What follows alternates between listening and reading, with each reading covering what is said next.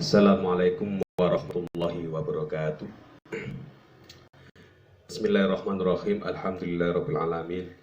Wa bihi nasta'inu ala umuri dunya waddin. Shalatu wassalamu ala sayyidina wa maulana Muhammadin. La haula wala quwata illa billahil aliyil azim. Amma ba'du. Alhamdulillah, pada pertemuan kali ini kita bertemu lagi. Kalau kemarin kita membahas tentang ta'lim muta'alim, kita sekarang membahas tentang sebenarnya tentang hadis, rangkum hadis Sahih Bukhari, tetapi kitabnya belum ada, ya kan? Belum ada yang terkait dengan bab puasanya orang junub atau junub di saat puasa. Maka di sini saya akan membahas lebih spesifik terkait dengan orang junub yang berpuasa. Tapi rujukan saya ini tetap kitab yang familiar, yaitu kitab Takrib, tapi kita ngambil di dalamnya yaitu kitab Fathul Qorib. Ya, tadi sudah saya cari kitabnya di Google, ternyata tidak saya temukan. Inginnya saya download tapi belum ada. Tapi sekarang yang penting kita akan memahami tentang puasanya orang junub. Nah, di dalam kitab Takrib atau Fathul Qorib ini tidak secara babnya puasa orang junub itu tidak disendirikan, tidak, tapi nanti masuk di dalam bab-bab yang membatalkan puasa. Sehingga nanti kita singgung bab-bab yang membatalkan puasa, kemudian kita kupas sedetail-detailnya untuk memahami bagaimana kalau junub pada saat puasa. Tapi sebelum itu mari kita baca Fatihah dulu terhadap tawasul dulu terhadap Rasulullah, kemudian terhadap para aulia, terhadap guru-guru kita, kemudian orang tua kita. Semoga dengan kita bertawasul maka kita diberi kemudahan oleh Allah untuk bisa mengambil hikmah yang ada di dalam kitab ini. Ila Mustafa Muhammadin sallallahu alaihi wasallam, wa ila hadrati Sayyidina Syekh Abdul Qadir Jailani, wa ila hadrati masyaihina, wa ila hadrati abaina wa ummahatina, wa li jamil muslimina wal muslimat wal mu'minina wal mu'minat. Syaulillahi lahumul Fatihah. A'udzu billahi minasyaitonir rajim. Bismillahirrahmanirrahim. Alhamdulillahirabbil alamin arrahmanir rahim maliki yaumiddin. Iyyaka na'budu wa iyyaka nasta'in. Ihdinas siratal mustaqim. Siratal ladzina an'amta 'alaihim ghairil maghdubi 'alaihim waladdallin. Amin. Bismillahirrahmanirrahim. Ini bab tentang yang membatalkan puasa. Walladzi yuftiru, walladzi sesuatu, yuftiru yang membatalkan, bihi dengan sesuatu itu, asoimu orang yang berpuasa. Itu asrotu asya, ada 10. Jadi yang membatalkan puasa itu adalah 10. Yang pertama adalah mawasola amdan ilal jaufi, yaitu sesuatu yang masuk di dalam jauf atau lubang, seperti halnya mulut, hidung, telinga, kemudian dubur. Jadi sesuatu itu kalau sudah masuk maka bisa dikatakan batal, ya kan?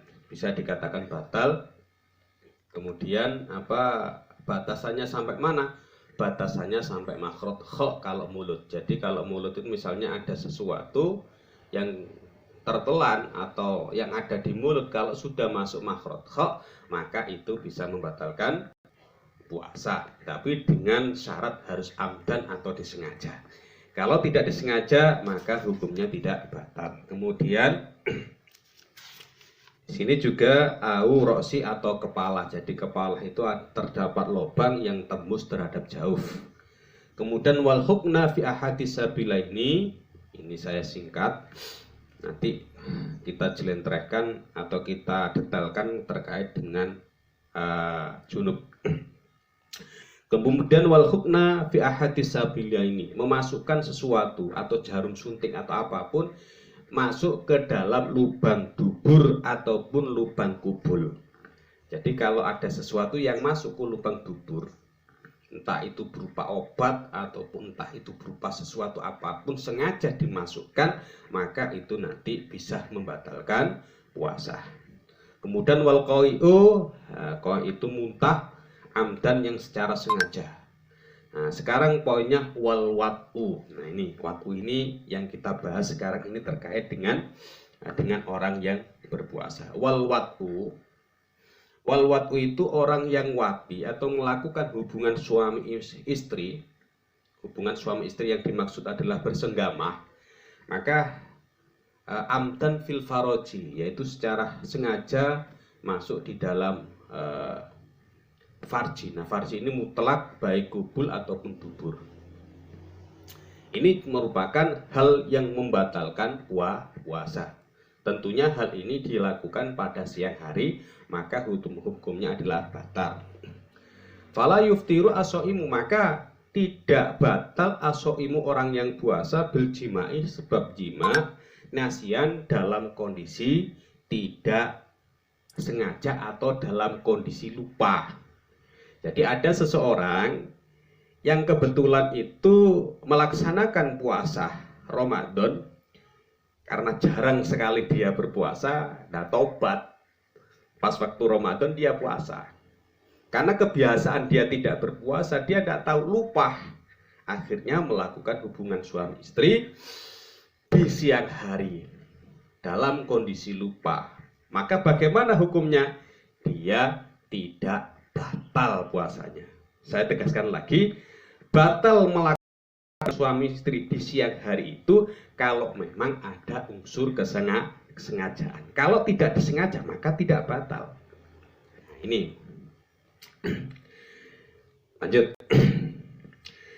Kemudian wasadisu yang nomor 6 al-ingzalu. Al-ingzalu adalah mengeluarkan sperma.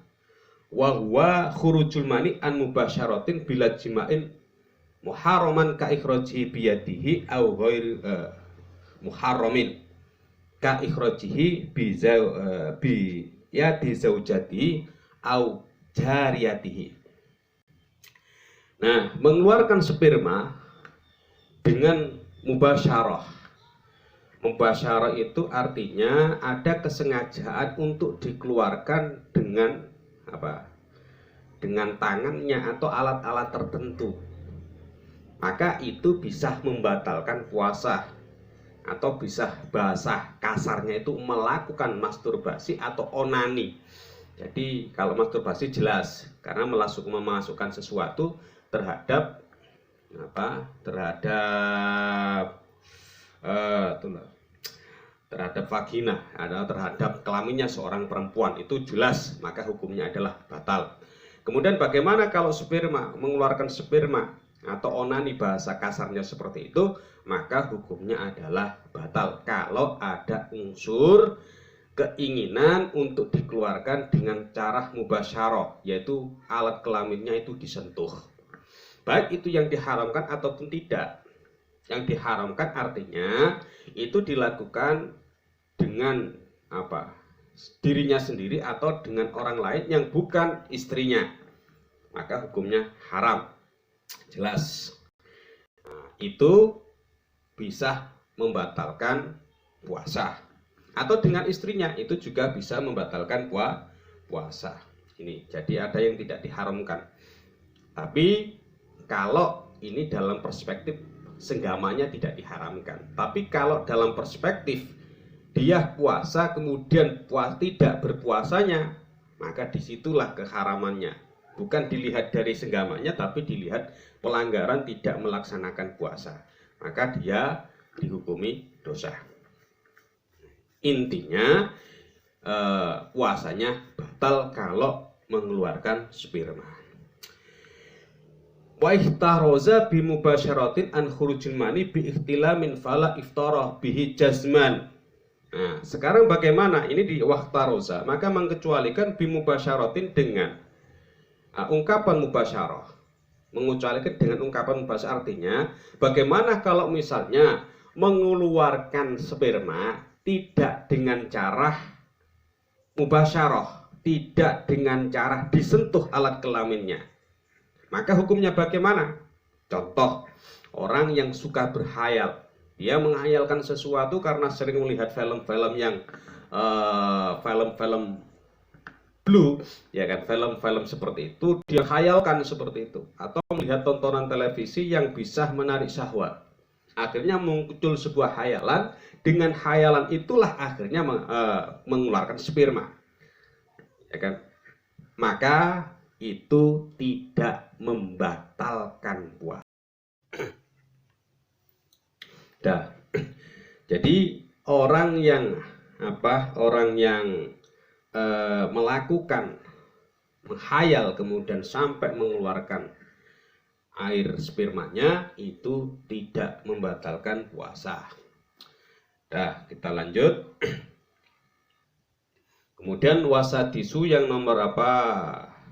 Yang nomor 7 ila akhir asyrah sampai nomor 10 yang membatalkan puasa adalah haid, kemudian nifas, kemudian gila ataupun riddah murtad, itu yang bisa membatalkan puasa.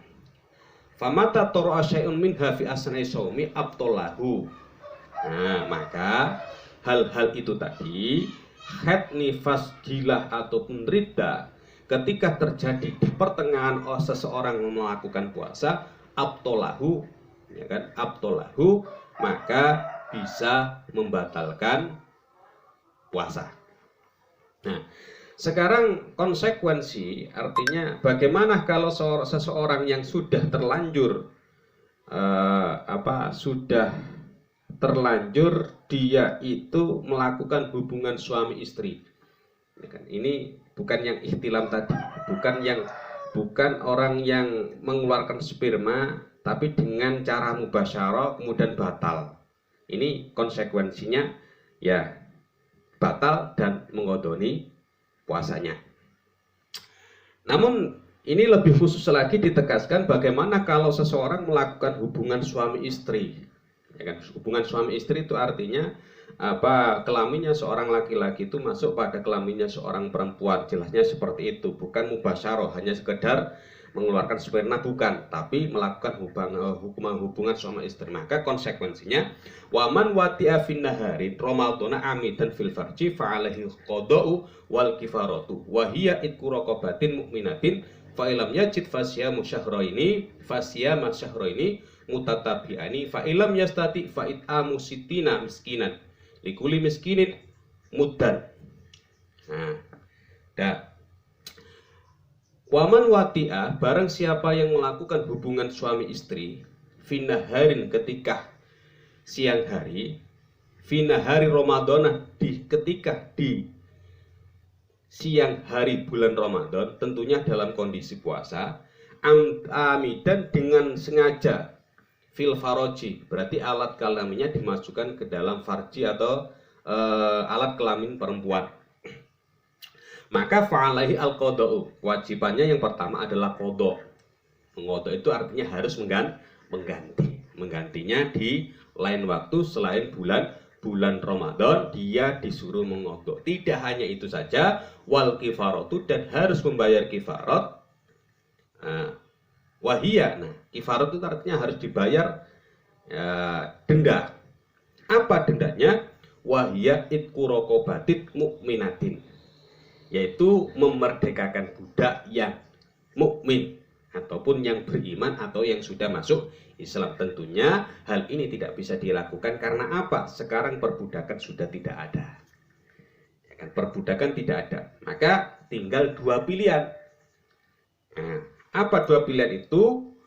Fa'ilam yajid, ketika tidak ditemukan, ya kan, tidak diketemukan itqu raqabatin atau raqabah, budak, ya kan, budak yang mukmin, maka fasyamu syahraini, puasa puasa 2 bulan secara berturut-turut. Jadi karena dia melakukan hubungan suami istri dalam kondisi puasa di siang hari, ya kan, puasanya batal, sekaligus dia punya dua kewajiban.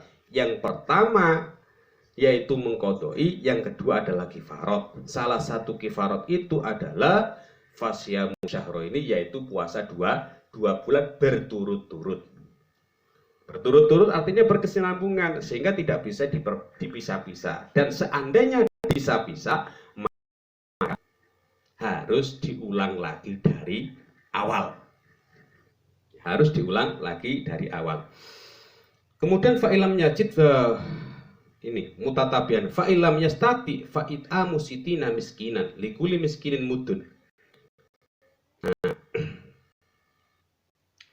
Kemudian seandainya dia tidak mampu untuk melaksanakan puasa itu tadi yang jumlahnya selama 2 bulan, jadi raqabah tidak ditemukan, puasa 2 bulan dia tidak mampu berturut-turut, 1 bulan saja dia tidak mampu, apalagi 2 bulan, maka fa'it'amu sitina miskinan, yaitu memberikan 60 fakir miskin,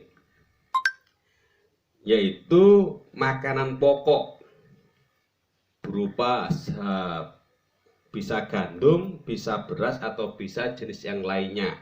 Pokoknya makanan pokok di daerah itu yang jumlahnya adalah 1 mud atau 7 on, sebanyak 60 orang miskin. Jadi dia harus memberikan 1 mud atau 7 on kepada 60 fakir miskin. 1 fakir miskinnya adalah 1 mud atau 7 on. Ada yang mengatakan 6 on, tapi kita hati-hati adalah 7 on. Ya, kita jumlah saja 7 on itu kalau dikali 60 itu jumlahnya berapa? Kemudian 1 orangnya harus mendapatkan 7 on. Nah, itu yang terkait dengan hal-hal yang berkaitan dengan membatalkan puasa, khususnya bagi orang-orang yang junub.